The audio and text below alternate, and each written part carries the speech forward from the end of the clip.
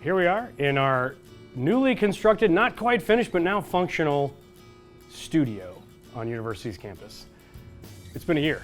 We figured out we needed a studio, that it would help be able to have video messages like this that are a little bit longer, a little bit more detail, perhaps a bit personal, more personal than an email might, to describe what changes are coming and how we're handling the most recent challenges that we're facing.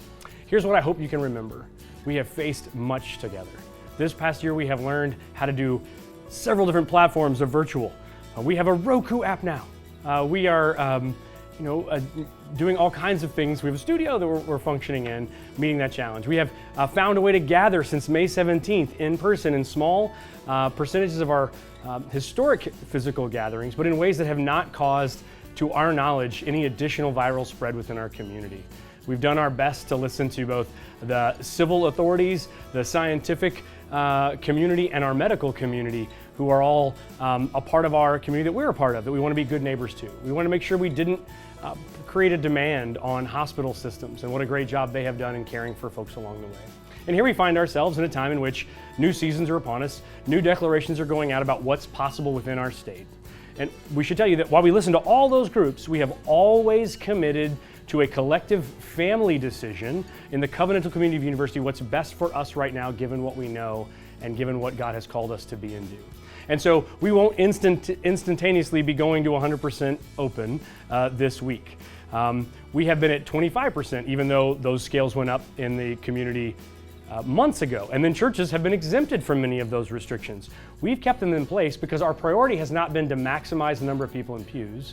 It has been to maximize the opportunity to continue to be a place where hope finds refuge, where people can physically and virtually be connected to the mission and ministry of God. We have been talking before even yesterday's declaration by the governor about increasing our 25 to 50, still some spacing, but allowing an increasing number of people, as we're seeing more folks get vaccinated, be comfortable coming to engage in worship physically, to make space for them.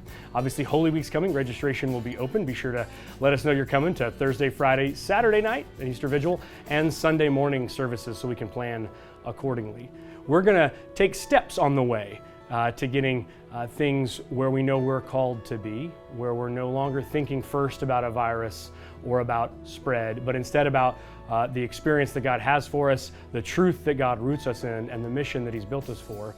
But we want to do that together and in a pace that we can all feel good about and love each other on the way. Last year we had people feeling very differently about things, and we managed to love each other along the way. My confidence in University's ability to handle hard things, to disagree and to love, has grown exponentially in the past 12 months. This is just the latest moment in which we have a chance to model love and community, we have a chance to witness to a world that's trying to figure out how do we get to what's next, how do we love well, disagree, and be community. Let's be those people here and not divide based on shame and fear, which is so prevalent in the current climate.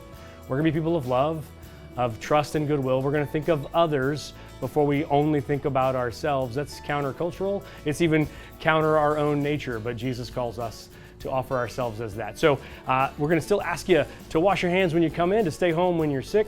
We're gonna do what we've been doing for months now, though perhaps a little been quietly.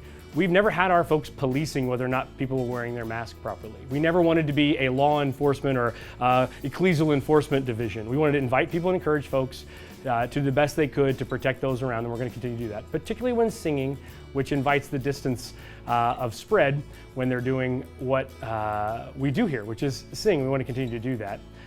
But we're going to continue to invite people, encourage people to share this space well with us.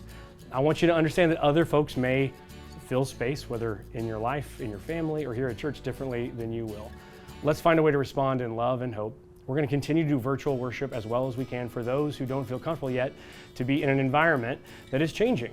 We'll continue to communicate in places like this about our practices and our policies that we believe are prudent for ensuring the possibility of physical and virtual worship that allows us to be connected to God's mission, God's ministry, God's hope, God's story for us and for this community. We love you, God bless you, and we'll see you down the road. God is with us, not against us, and out in front of us calling us forward.